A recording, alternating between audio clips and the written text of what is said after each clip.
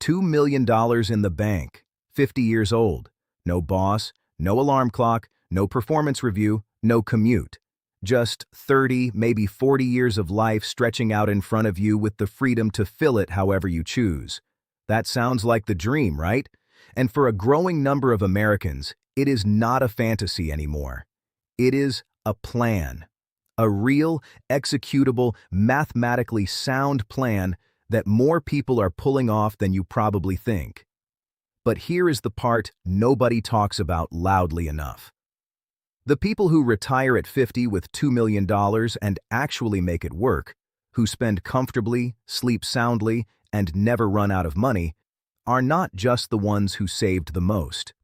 They are the ones who understood something critical about how to spend it.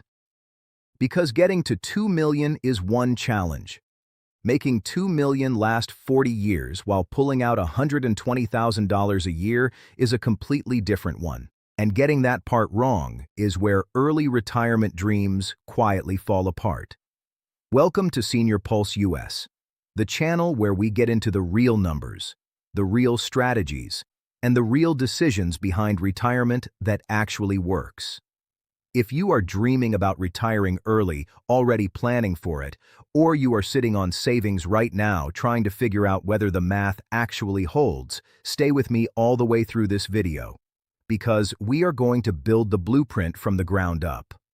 Let us start with the foundational question that every early retiree has to answer honestly. Is $2 million actually enough to spend $120,000 a year for the rest of your life? The gut reaction for a lot of people is, yes, obviously. $2 million feels enormous. But the math deserves a harder look than gut reactions allow.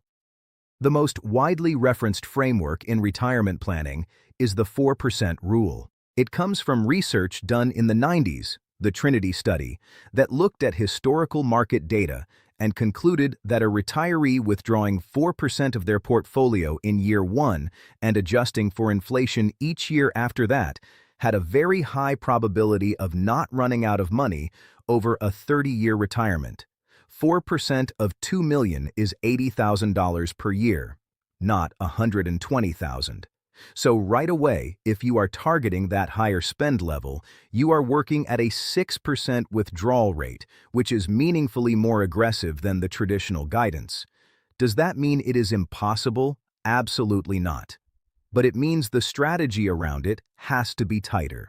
It means you cannot just put $2 million in an index fund, set up automatic withdrawals, and check back in 20 years. It means the way you structure your portfolio, the sequence of your withdrawals, the flexibility built into your spending, and the other income sources you develop alongside your investments all matter enormously. Let us go through each of these.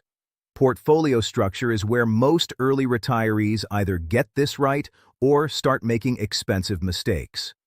At 50, you are not a traditional retiree. You are potentially looking at a 40-year horizon, which means you need your money to grow, not just preserve. A portfolio that is too conservative, too heavy in bonds and cash, will not keep pace with inflation over 4 decades, and inflation is the silent killer of early retirement. A portfolio that is too aggressive, heavily weighted towards stocks with no buffer, exposes you to what is called sequence of returns risk, which is the risk that a major market downturn in the first few years of retirement devastates your portfolio before it has time to recover, because you are withdrawing from it at the same time it is falling. The approach that makes the most sense for a 50-year-old with a $2 million portfolio and a 30 to 40-year horizon involves keeping roughly 2 to 3 years of living expenses in cash or short-term bonds. That is your buffer, the money that means you never have to sell equities in a down market to pay this month's bills. The bulk of the portfolio, somewhere between 60 and 70%, stays in diversified equities, domestic and international, large cap and small cap, because over a 40-year period, equities remain the most reliable engine of real growth. The remainder sits in intermediate bonds and other assets that provide some stability without dragging long-term returns down too severely.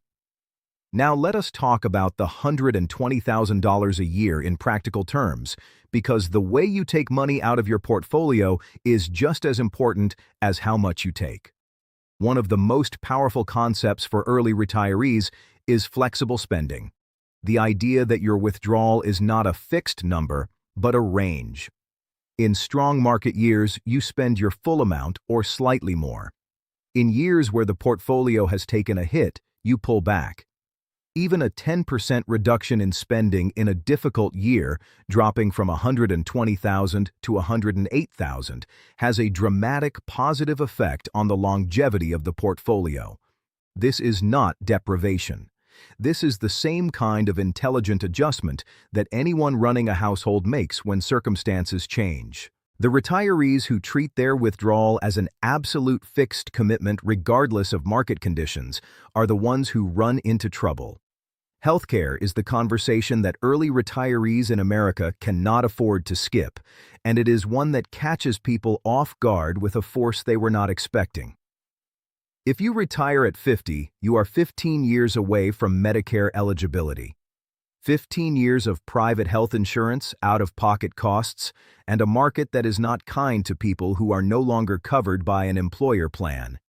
For a couple retiring at 50, healthcare costs between retirement and Medicare can consume anywhere from $8,000 to $15,000 per year, depending on the plan, the state, and their health situation.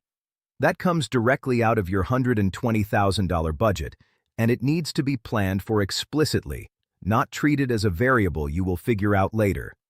The Affordable Care Act marketplace is where most early retirees land, and the subsidies available through that marketplace are income-based, which creates an interesting strategic opportunity. If you structure your income carefully, through Roth conversions, through taxable account withdrawals, through managing what counts as income in a given year, you may be able to qualify for meaningful subsidies that significantly reduce your premium costs. This is not a loophole. It is the system working exactly as designed for people who understand how to navigate it. Taxes are the other area where early retirement strategy separates the people who planned carefully from the people who are constantly surprised. At 50, you cannot access traditional IRA or 401k funds without penalty until 59 and a half, unless you use a strategy called substantially equal periodic payments, or 72 distributions, which allows penalty-free access earlier through a structured withdrawal schedule. Roth accounts, which you have already paid tax on, give you more flexibility. Taxable brokerage accounts bridge the gap. The order in which you draw from these different buckets over time, coordinated with your tax bracket each year, is one of the most impactful decisions an early retiree makes and one of the strongest arguments for working with a fee-only financial planner who specializes in early retirement. Social Security is also part of the picture, even at 50, because it is coming eventually. If you retire at 50 and claim Social Security at 62, the earliest possible age, you receive a permanently reduced benefit. If you wait until 67 or 70, the benefit is substantially higher.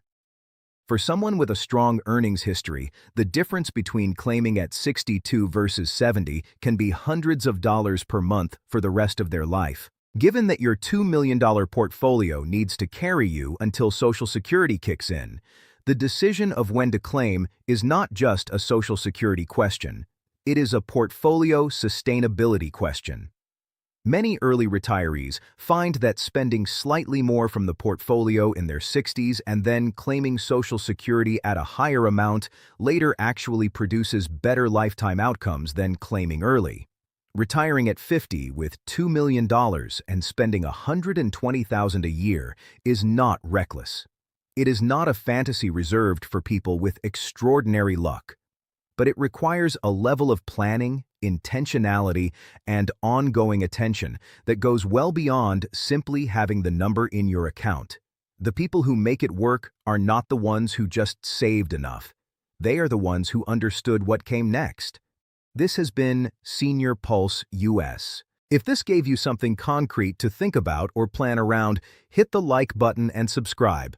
We go deep on early retirement, financial planning, and the decisions that determine whether your money outlasts you or you outlast your money. Drop your questions in the comments below. How old are you? What is your number?